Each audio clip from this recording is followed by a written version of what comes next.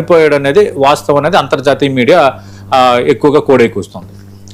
సతీష్ గారు, పాకిస్తాన్ లో మరోసారి సైనిక పాలన రాబోతోందనే సంకేతాలు వస్తూ ఉన్నాయి. ఈ సంకేతాలు ఇచ్చింది ఎవరో కాదు, పాకిస్తాన్ ఫీల్డ్ మార్షల్ అసిమ్ మునీర్ కి చాలా క్లోజ్ అయిన పాకిస్తాన్ హోంమంత్రి నఖ్వీ.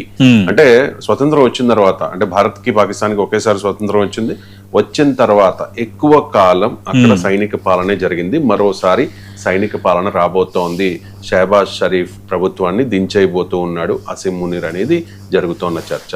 ఎందుకంటే ట్రంప్ కూడా ఎక్కువ ప్రయారిటీ షహబాజ్ షరీఫ్ కంటే అసిమ్ మునీర్కే ఇస్తున్న పరిస్థితి. ఏమంటారు? ఇది చాలా ఇంట్రెస్టింగ్ డెవలప్మెంటే. ఎందుకంటే పాకిస్తాన్ అనేది సైనిక పాలనను చూసిన దేశం. ఇంకా మనం హిస్టరీలోకి వెళ్ళాకంటే లేటెస్ట్గా మన తరాలకి, కొంచెం ఆ తర్వాత వచ్చిన తరాలకి పర్వేజ్ ముషరఫ్ పాలన మనం చూసాం. ఆయన సైనిక ఆర్మీ చీఫ్, సైనిక జనరల్లో ఆయన పర్వేజ్ ముషరఫ్ లీడ్ చేసిన వాతావరణం మనకు కనిపించింది.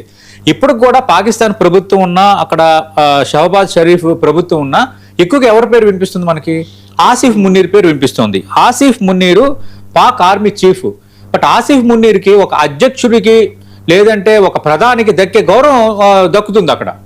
ఆయన అప్పుడు ఆపరేషన్ సింధూర్లో కానీ ప్రతి విషయంలో కానీ ఆయనదే ఇనిషియేటివ్.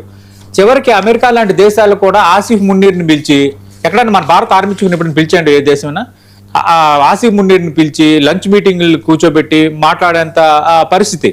అంటే అక్కడ ఆర్మీ డామినేషను, అలాగే ప్రజాస్వామ్యత ప్రభుత్వం ఎంత వీక్గా ఉంటుందో, ప్రజాస్వామ్యం ఎంత వీక్గా ఉంటుందో అనేది ఇంకా ప్రత్యేకంగా చెప్పక్కర్లేదు. ఎప్పటి నుంచి ఆ పరిస్థితి అలాగే ఉంది. ఇప్పుడు లేటెస్ట్గా తిరిగి సైనిక పాలన రాబోతుందా పాకిస్తాన్లో అంటే అవును అన్న సమాధానమే చాలా బలంగా వినిపిస్తోంది. ఎందుకంటే లేటెస్ట్గా మనం చూస్తే ఈ పాకిస్తాన్ ఎకనమిక్ సమ్మిట్ అనే కార్యక్రమంలో రావల్పిండి దీంట్లో నఖ్వీ ఎవరైతే ఉన్నారో హోంమంత్రి మొహసిన్ నఖ్వీ, ఆయన మాట్లాడిన వ్యాఖ్యలు మనం జాగ్రత్తగా గమనిస్తే ఆయన ఏమన్నారు? దేశంలో గడిచిన 80 ఏళ్ల పాలనా వ్యవస్థ పూర్తిగా కొలాప్స్ అయిపోయింది. న్యాయమూర్తులు, ఐఏఎస్ అధికారులు, రాజకీయ నాయకులు కలిసి చేసిన అతిపెద్ద అవినీతి కుంభకోణాన్ని బయట పెట్టానని ఆయన ప్రకటించారు. సాధారణ మంత్రి మాట చెబితే వేరు, కానీ నఖ్వీ పాక్ ఆర్మీ చీఫ్ ఆసిఫ్ మునీర్కి అత్యంత ఆప్తుడు, సైన్యానికి బ్లూ ఐడ్ బాయ్. అలాంటి వ్యక్తి నోటి నుంచి మాటలు రాగానే షహబాజ్ షరీఫ్ ప్రభుత్వాన్ని కూల్చేసి సైన్యం అధికారంలోకి తీసుకోబోతుందన్న చర్చ అయితే ఇప్పుడు దావానాలా వ్యాపిస్తుంది. నఖ్వీ కావచ్చు పాక్ ప్రధాని, ఎందుకంటే నఖ్వీ గతంలో కూడా చాలా నర్మగర్భ వ్యాఖ్యలు, కొంత ప్రభుత్వాన్ని ఇరుకుని పెట్టే వ్యాఖ్యలు చేశారు. రెండు ఆసిఫ్ మునీర్కి అత్యంత సన్నిహితుడు. ఈ నేపథ్యంలో ఖచ్చితంగా మళ్ళీ సైనిక పాలనకు పాకిస్తాన్లో ఛాన్స్ ఉంది ఇప్పుడైతే తెలుస్తోంది. అంటే సొంత ప్రభుత్వంలో ఉంటూ పరిపాలన కుప్పకూలిందని హోంమంత్రి అంటే దాదాపు ఎక్కడ నెంబర్ 2A ప్రభుత్వం ఇంకా మొత్తం ఇక్కడ పరిపాలన కుప్పకూలిపోయింది అని అన్నారంటే what it indicates it's clear indicates ఖచ్చితంగా సైనిక పాలనకు ఛాన్స్ ఉంది, లేదంటే ఒక వర్గం వేసే ఛాన్స్ ఉంది. ఆసిఫ్ మునీర్ అండ్ టీం కొంత ప్రొవోక్ చేస్తే నఖ్వీని రేపు పొద్దున్న ప్రధానిగా నిలబెట్టి మొత్తం ఆసిఫ్ మునీర్ వ్యవహారాన్ని నడిపే అవకాశాలు కూడా ఇక్కడ కనిపిస్తున్నాయి. ముందు నీ శాఖలో ఉన్న లోపాలు వెంటనే చూడండి, అక్కడ ఇష్యూ పెద్దదైపోయింది. హోంమంత్రి వ్యాఖ్యలకి రక్షణ మంత్రి మీడియా ముందుకు వచ్చారు.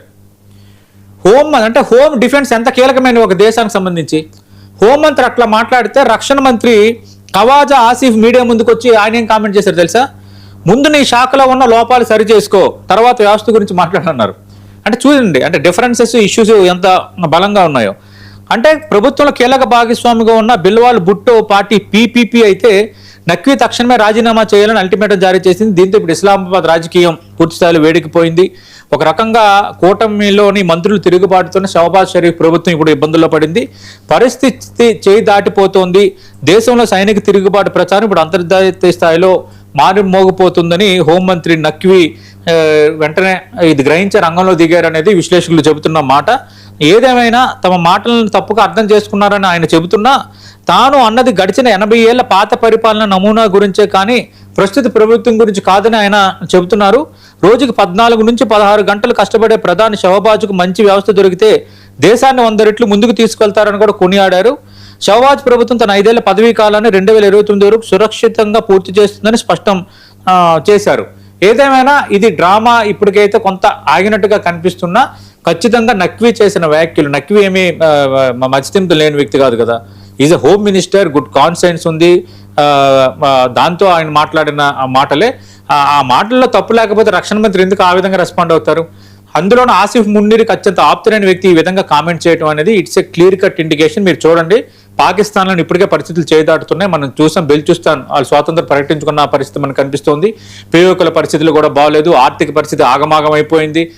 అలాగే మనం సింధు జలాల ఒప్పందానికి సంబంధించి ఎప్పుడైతే మనం కట్ చేసామో ఒక రకంగా తీవ్ర ఆహార సంక్షోభాన్ని కూడా వాళ్ళు ఎదుర్కొంటున్నారు, వ్యవసాయ సంక్షోభాన్ని. ఇలా మూడు వైపులా ఇబ్బందుల్లో ఉన్న పాకిస్తాన్కు ఇది ఒక పెద్ద సమస్య.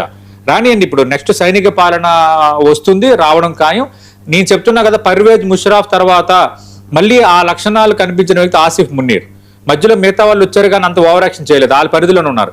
ఈ ఆసిఫ్ మున్నీర్ అనే వ్యక్తి లిమిట్ దాటాడు. ప్రభుత్వాన్ని మించి వెళ్తున్న వాతావరణం క్రియేట్ అవుతుంది. మిగతా దేశాలు కూడా ఎంటర్టైన్ చేస్తున్నాయి. ఇప్పుడు నఖ్వీ, హోంమంత్రి నఖ్వీ కూడా అత్యంత ఆప్తుడు ఆసిఫ్ మున్నీర్. ఖచ్చితంగా ఇది ఈ చేసిన వ్యాఖ్యలను ఇప్పటికి ఇదేదో సామరస్యంగా పరిష్కరించబడిందంటే అది అంతకు మించిన మనం అలా నమ్మడానికి లేదు. ఖచ్చితంగా పాకిస్తాన్లో సైనిక పాలన రాబోతుంది. ఆసిఫ్ మున్నీర్ వ్యక్తి మెంటాలిటీ, ఆయన స్టెప్స్, ఆయన యాటిట్యూడ్స్, ఆయన యాక్షన్ ఆఫ్ వార్ ఇవన్నీ చూసిన తర్వాత నేను కట్టుగా చెప్తున్నా, ఏదో ఒక రోజు సైనిక పాలన వస్తుంది. ఆ సైనిక పాలనకి అయితే నఖ్వీ లేదా ఆసిఫ్ మున్నీర్ సారథ్యం వహిస్తారు. ఇది మాత్రం పక్కా. ఇక మక్కా వేదికగా పాకిస్తాన్, సౌదీ అరేబియా అండ్ తుర్కీ అంటే టర్కీ